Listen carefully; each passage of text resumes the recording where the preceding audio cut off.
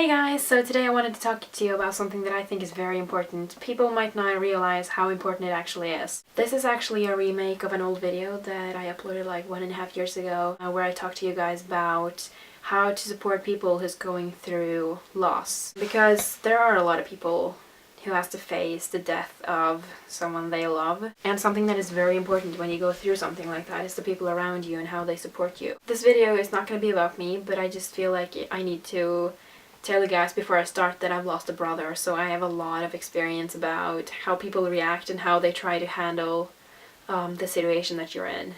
You know, how they try to support you. And there are some do's and some don'ts. Just basically, it's important that you do something. It's better to do something wrong than to not do anything at all. Like, the worst thing you can do is to not do anything at all. There are also some things that I would really recommend you to avoid. So I'm just gonna try to talk about this. And just to have it said, I'm not claiming to be an expert. I'm not claiming this is the right way to go. This is the right way to do it. I have a lot of experience about it. And I've done a class on mental first aid.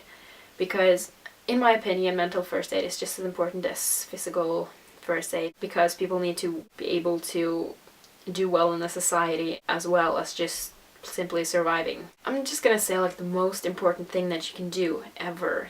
Like, you don't even have to say anything, just give the person a hug. It's like the best thing you can do.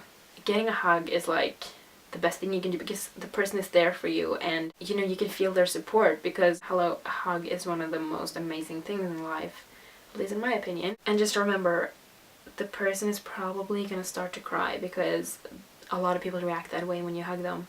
But don't freak out if they start crying in your arms. It's good for them, even though it seems like you're doing a bad thing. But you're not. It's really good for them to cry, even though it might not sound like a good thing. Just hug them. I just want to have that said because that is the most important thing. If you're bad with words, if you don't, like, a hug is the most important thing. All people grieve in different ways.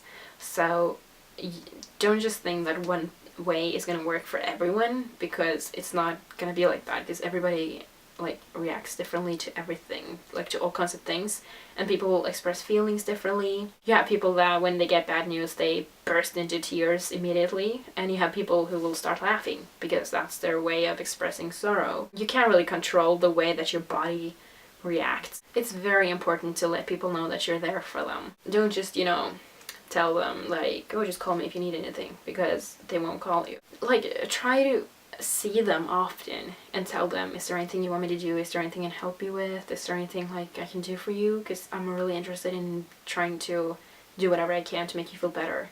Like, really make them understand that you want to do whatever it takes in order to make them feel better, because that's what they need to hear. It's gonna make it better for them. Just really try to make them understand that you think about them a lot and that you will, you know, you'll do anything for them and that you really wish you could do something, because it helps. It does. Try to ask them like if there is anything they want you to do, and if you feel like you're not sure really what you want to do, or if you're like uncomfortable about the situation, just let them know that you're really feeling unsure. They're not gonna expect that you're a superhero, but just let them know that you're not, or that you're unsure about what you do. Try to be empathizing. Like, try to make yourself understand how it is. Try to be like beside them and not just be like you're watching them going through something and you're outside of it.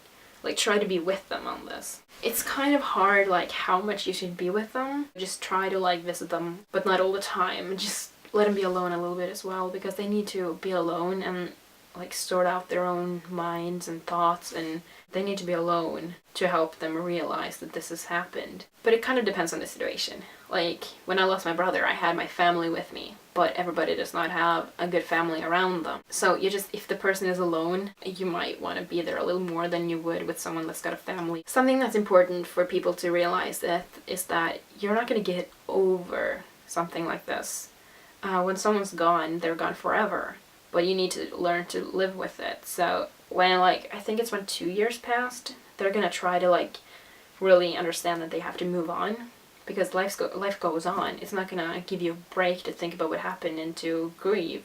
It's not. You have you have to move on. But just give them a lot of time. Don't expect them to be over it, and don't expect them to not cry anymore after a certain amount of time has passed. Something that's good is to help them get out with people and help them like participate in different like activities or have a hobby or something, and try to like pull them with you, you know, when you're going out for a walk. Just try to make them come with you, because you don't want to make them stop doing everything they do on their leisure time, because you want to make them keep having hobbies and doing things, and it's gonna make it easier for them to think about something else, and it's also gonna be easier to move on, because you see that life goes on and you're still gonna be able to do all these things, because even though your life changed, you can still keep living like you did before. And then I'm just gonna tell you about some don'ts, something that I really wouldn't want to do. And just to say, like, if you've done some of these things before to someone who's face loss, don't freak out. Just when you know about it, I would avoid doing these things. But again, that's how I feel, so some people might like this, but I don't. So as I said, don't expect things to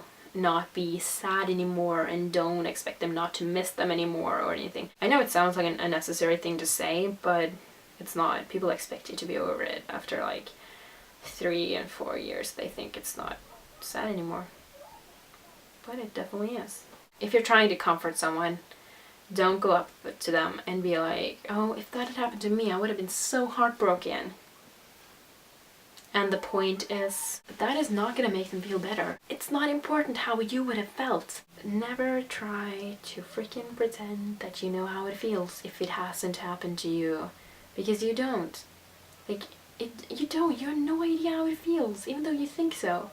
You can't imagine how it feels to lose someone that close to you if you haven't experienced it yourself.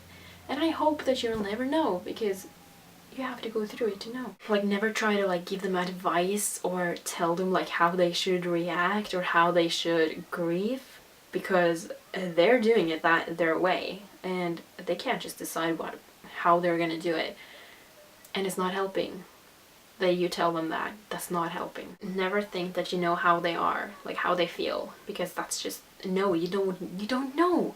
And hopefully you're never gonna find out, because hopefully it's never gonna happen to you. One of the most important things really is to not talk to them because you're curious. I published a picture of my brother on, it wasn't Facebook, it was a thing we had before Facebook, and my friends would write like rest in peace and whatever, and some people just started to ask what happened.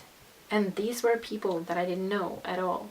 Like, why do you ask? When you don't know the person, don't let that be the first thing that you ask them, because that's just pure curiosity. And the thing is, it's not really that important what happened, because the person is gone no matter what it was. Before you ask someone what happened, at first, like, ask yourself, why am I asking? If the answer to that is because I want to know, then you're not asking for the right reasons, and you shouldn't be asking at all. I kind of had a lot scribbled down because I didn't really want to forget anything, but I hope this video was good. As I said, I just wanted to make it for you guys so that you feel a little more comfortable when something like this happens, because it happens all the time, unfortunately.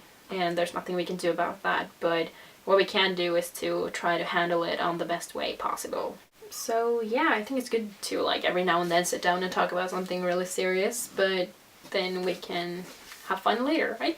I would really appreciate it if you let me know what you think about this video, because obviously it's not the easiest video to make. Ooh, do I have friends? Alright, so thanks for watching, and I'd appreciate some feedback, and I love you guys. Bye!